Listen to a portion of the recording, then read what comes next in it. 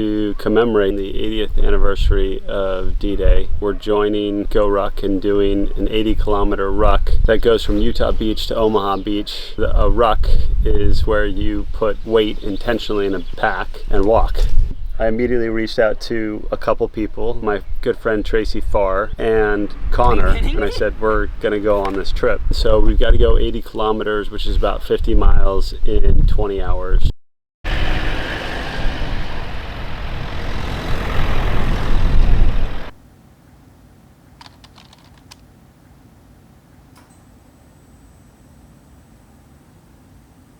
About a month ago, I got on the phone with my good friend Jeff Byers. He was on a walking treadmill while he was talking to me. He said, sorry, I'm training for something crazy. I'm like, great, tell me about it. What is it? He said, well, there's this really cool 80-kilometer ruck that the Go Ruck team is doing on the 80th commemoration of D-Day in Normandy. And I said, I'm in, I want to come. And he's like, yeah, well, I hadn't invited you yet. I was like, well, I'm coming. I'm going to be there. He's like, you know, no offense, but are you trained for this? Are you ready for this? I've been training for this for a couple months. And I said, Jeff, trained or not, I'm coming.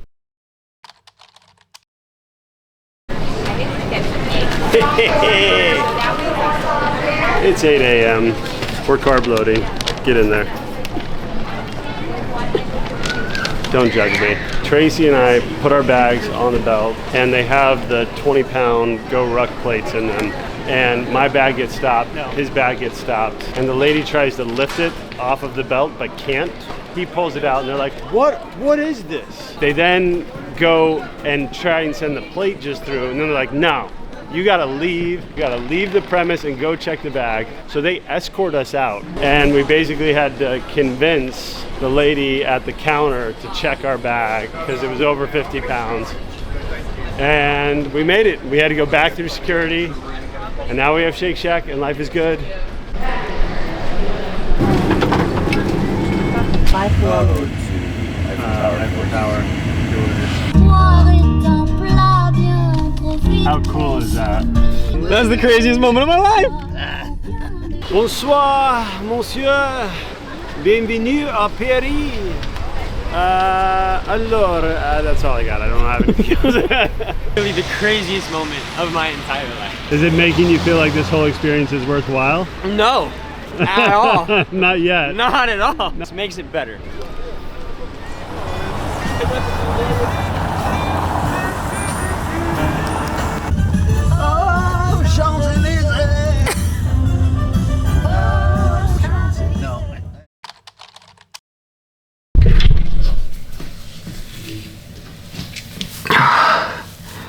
What are we doing?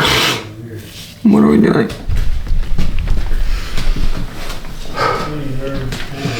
I had no choice in this. I just work here.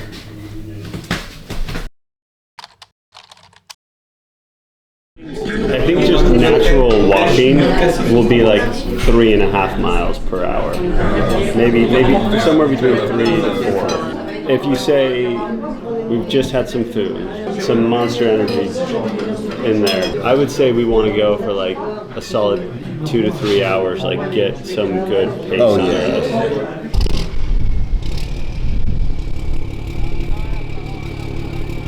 Take a freaking bite.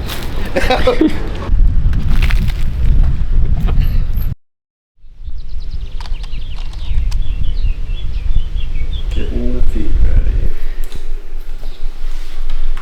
Don't mind me. Just making a backpack.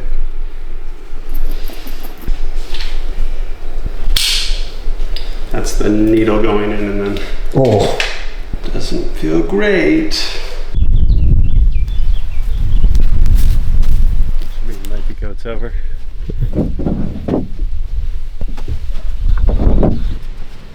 I'm Tracy Farr. Oh man. I'm Connor, Checketts. I'm Nate's nephew. Buddies with Nate, and when you're buddies with Nate, things like this happen. So we're here in Normandy, about to do an 80-kilometer ruck. I got a call about 3 weeks ago. No, not even a call. It was a group text saying that we're going to France and we're doing an 80K run on Normandy Beach. I was like, the France part sounds amazing, but what about the... I don't think the reaction was quite as gung-ho as I thought it was going to be. I have never done something like this where you're probably strapping on a 40-pound, 50-pound bag and going out for 50 miles. We wanted to all wear the new Invictus line. It's something that has been Ben's brainchild for really the last 2 years, which was to create the absolute toughest, most durable training line. It's named after one of my favorite poems, a poem that I was given to memorize when I was about 14 years old, called Invictus by William Ernest Henley. The poem basically talks about self-reliance. One of the final lines is, "My head is bloody but unbowed," which is the quote that we decided to put into the line. No matter what comes your way in life, the only thing you can control is how you choose to respond. Having had my own crises and challenges in life, what I have found is bad things happen to good people, they happen to bad people, but what defines character is how you choose to respond to difficulty, to hardship. Let's face it, we live in a very comfortable world. We go from air-conditioned home to air-conditioned car to air-conditioned office building or school building. That means to me that we have to intentionally choose hard sometimes so that we can build a level of resilience for when the unexpected hard comes. Getting comfortable with being uncomfortable is always a healthy practice. I think it's important to challenge yourself, and I think it's important to do challenging things to build empathy. That's what the poem Invictus is about to me, that I'm not going to give up. I'm going to prepare myself. I'm going to allow myself to face challenges and difficulty. And when it comes, I'm going to get back up. I'm going to stand up, and I won't be deterred. To be here in this area, I didn't realize that a lot of young men and women sacrificed a lot around this area. So the worst thing we could do would be to forget about these people. While this is in honor of them, it's obviously naive to believe it's anything compared to what they are going through, but to have their memory in our memory as we go through this. It feels like a sacred experience to be able to be on the same land that these Allied forces came into during an incredibly difficult time. And I'm really, really proud of this collection. I'm grateful to be here in Normandy and to have the opportunity to test this, to do it with people that I genuinely love and care about.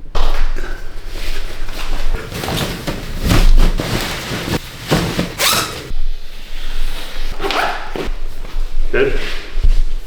See you out there, I guess.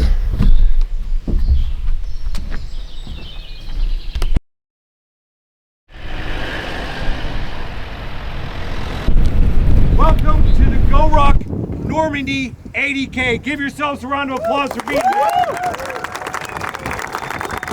Open up those rucks and stand by for us to walk by. Good to go? Mile 1. Give me that. You know what, let's go back. Idaho. Idaho what? It's going to make this worse. Yeah, this is going to make this so much worse, but also better. Yeah, I just got done convincing everyone in my office that I don't do this. So this is not good. 5 mile check-in. How are we feeling? Feeling good. We started and we were both like, you know, our feet are sore, but they'll loosen up. Yeah. And now they feel more sore. But I'll tell you what, the gear's holding up. Yeah, unfortunately the gear breathes better than I do. That's the problem. How you doing, Con? I'm good. Calves are burning. To the church is how long? It was like 12 kilometers. Yeah. So that's like what, 8 miles? Yeah. Ben's right here. Yeah. There's Ben's right here too. Oh, the blisties. Oh, look at that.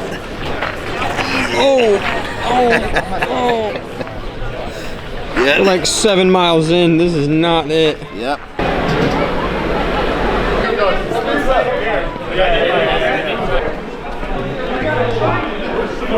Bolígrafo. Brother's on Duolingo right now. I have a streak. I gotta keep it up. Sobre la mesa. Nosotros ponemos la sal sobre la mesa, which means we put the salt on the table. So how many kilometers did they say? What was the landing craft called to transport the troops to the beaches? Was it that boat thing we saw today? Yep. The little boats? The answer is not the little boats. It has a name. Dang it. You're gonna give it to me. They said those ships on average could hold 36 troops. people. Right. So what was the name of the artificial harbors constructed by the Allies to facilitate supply landings? Oh gosh. Man, I'm learning a lot. It's got contactless. Just a pizza vending machine. Right. Casually. I was not planning to stop for this, but now how could we not? This is a pizza vending machine. I don't know how we don't have it in America. Look at this. Look at this. All right, Look at this. open that pie. Look at that. Are you kidding me? Insane. The ruck continues. Snack. Ruh-roh. Hold on, I want to see you and Tracy try a Lady and the Tramp with pizza. Come on, Trace. Here, baby. From this angle, it fully collapsed. I I don't know. kiss that man. Are you All I'm kidding gonna me? say is his eyes. You kept your eyes open, man. No eyes open when you calzone. Bon appetit. Oh, dude, are you kidding me? Are you kidding me? Are you kidding me? Halfway, Tracy has blisters all over his feet. He's bleeding everywhere. Nate has already had to shoot himself up with insulin. Every joint in my body hurts. I feel outstanding. Just feel like singing and skipping. Skipping? Yeah, skipping probably not.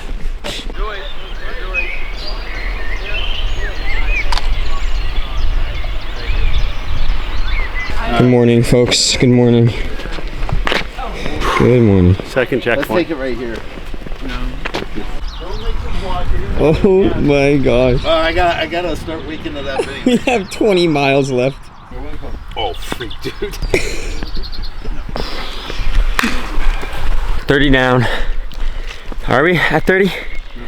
Not quite at 30. A little over 29. Not quite at 30 yet. We just went to this German burial site. La Calum. La Rhone? La Calum. La Rhone. It's definitely heavy and interesting. The sanctity of life is still very alive, but it's like all the people buried here did very wrong things. It's a very complex wave of feeling. In some ways, they were, you know, kids who were doing what they thought was their duty to their country. What was kind of amazing is while we were there, a German guy who was supporting another team came and offered us water, you know, while we were at their cemetery. It's kind of cool. It's hard to describe how humbling of an experience this is. You have so many people, all of which everyone I've seen is significantly older than me. Many of them are outperforming me. Every time I have something else that starts hurting randomly, or I'm getting tired, or my feet hurt and I want to quit, it's like I keep just thinking about the soldiers who fought here, and it makes me feel really bad. The times where we have been alone, where it's just been me, Nate, and Tracy, it's been a lot harder. When the sun went down and it was really dark, everyone kind of dispersed and it was really just us for a little bit, and that was the hardest part of the race by far, or at least so far.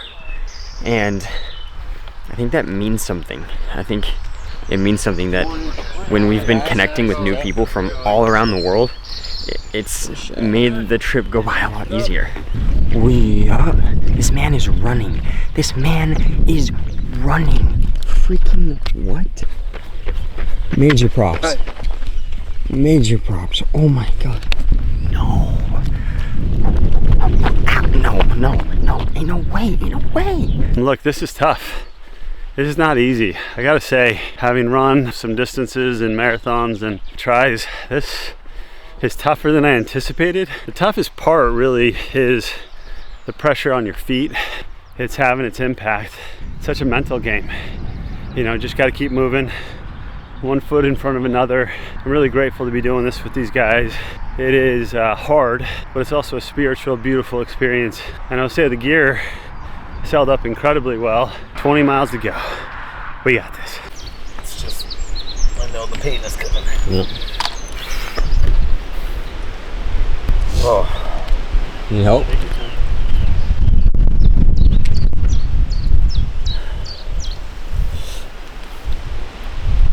Ow! Freak!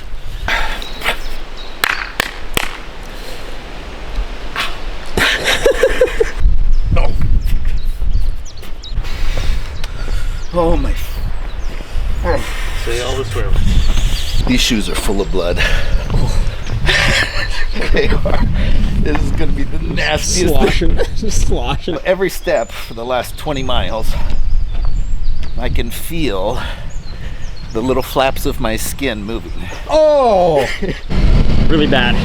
It's really bad. I have not filmed the last like 10 miles. We have just been so dead.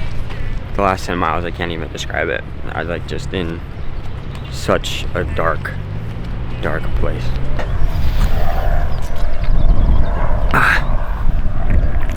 Let's do it. Whenever you're ready. Yeah, I'm ready. I mean, it doesn't matter. I'm in so much pain. It'd be a shame to go 50 miles when you need to go 51. 51 and a I think half. we might have hit 52. Yeah. Let's go. Nate, you're a champion. Dude, I'm trying You're not the to leader. trying not to black out.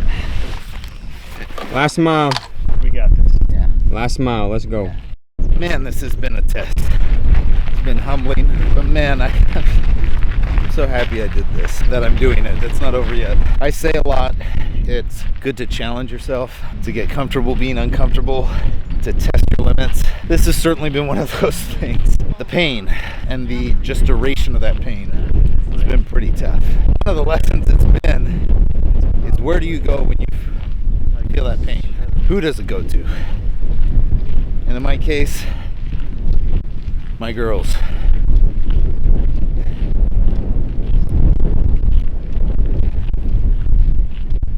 I'm a pretty lucky guy. I have a wife I love and 3 daughters I adore. I talk to them a lot about doing hard things, and I just hope they know that when I face hard things, they are where I go. They are what I think about when each step hurts. They're the thing that just pushes you through. I hope we all have that. I hope we all have somebody, something, some virtue, some memory that allows you to push through those hard things. Some reason to keep walking. You have a reason. And for my girls, man, I'm grateful for that. How important it is to just challenge yourself. See what you're made of. See what you do when you don't want to do anything. It's just one more reminder for me that in the moment it sucks, but tomorrow, tonight, when we're done with this, a week from now, a month from now, I'll know the next time I have to do something hard that I did it.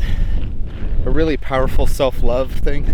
Sounds weird because you're putting yourself through a tremendous amount of pain. I say self-love because the only reason you would do that, the only reason you'd force yourself into these lessons, push yourself, Basically that shape of rock. because you have hope in your future self. That you're under the assumption, the conviction that your future self is worthy of it, expects it, demands it. Final meters. People are worth so much more than they think they are. And when you understand that self-worth, you understand what you should be willing to do for yourself. Strangely, as I mutilate my feet, my shoes are probably pretty full of blood right now. They put this at the freaking end. With each step, as painful as it is, it's a reminder that I'm worth doing it for.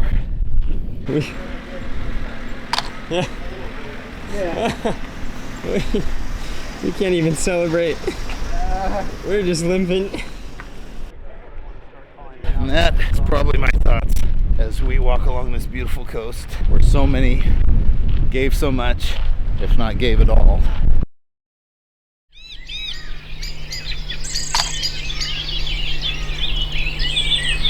Oh. Oh. Ah. Ah. Oh shit. shoot, dude, you may not want to watch this.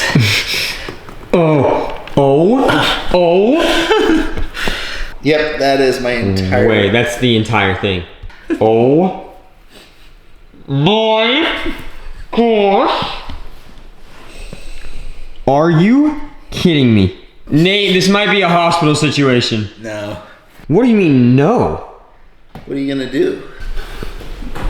Look at that. Gosh. It's so bad. The whole thing is a blister. It's one blister. Prepare thyself. Soft. Do it? No, I need... Oh, this is bloody. Oh. Oh, guys. Oh my gosh. Is your toe broken? No. Dude, in what universe? Oh.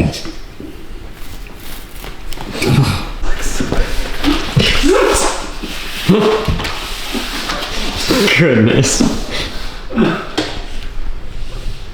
We're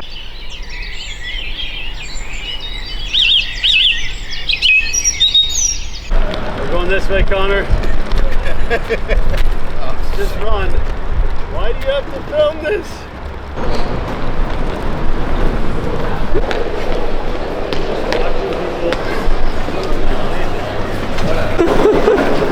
I'm trying to catch this shuttle. Never has a moving escalator been needed more than right now, and it's broken.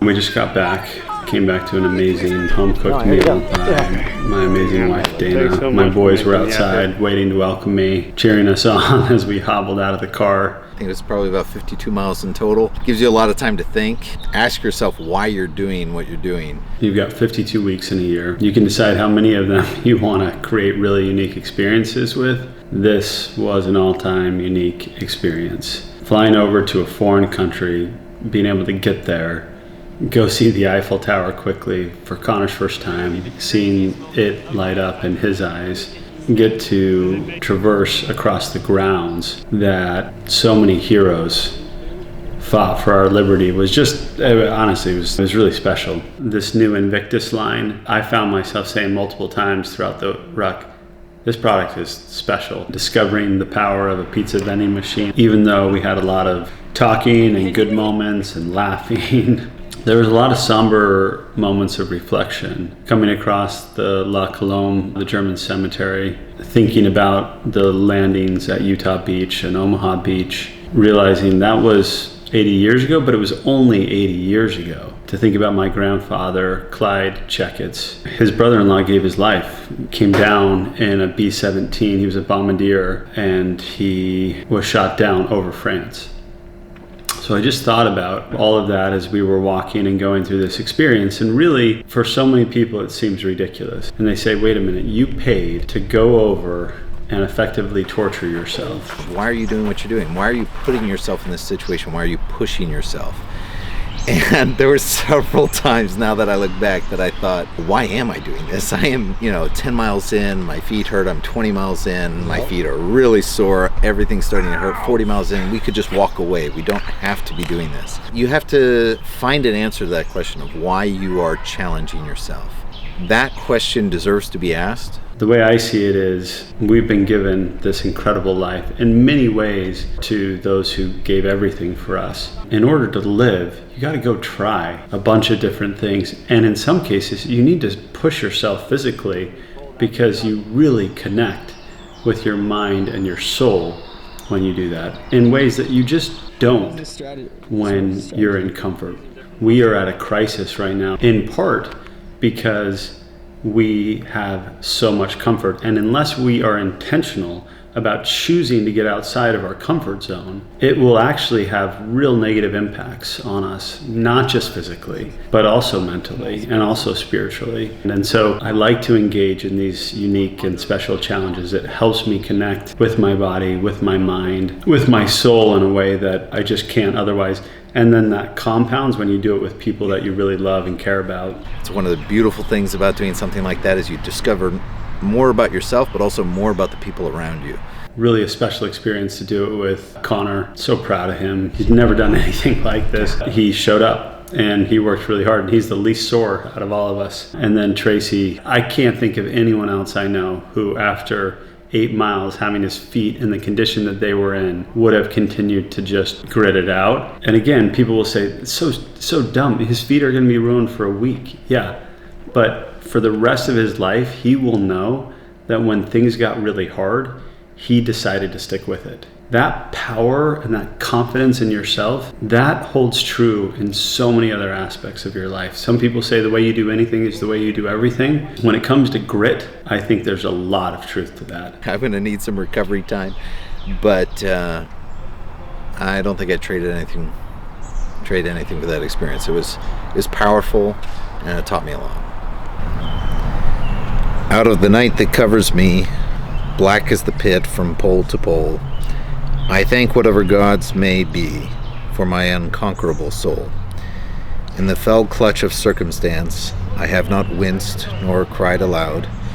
Under the bludgeonings of chance, my head is bloody, but unbowed.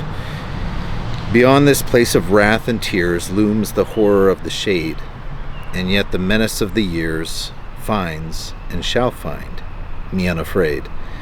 It matters not how straight the gate, how charged with punishments the scroll. I am the master of my fate. I am the captain of my soul.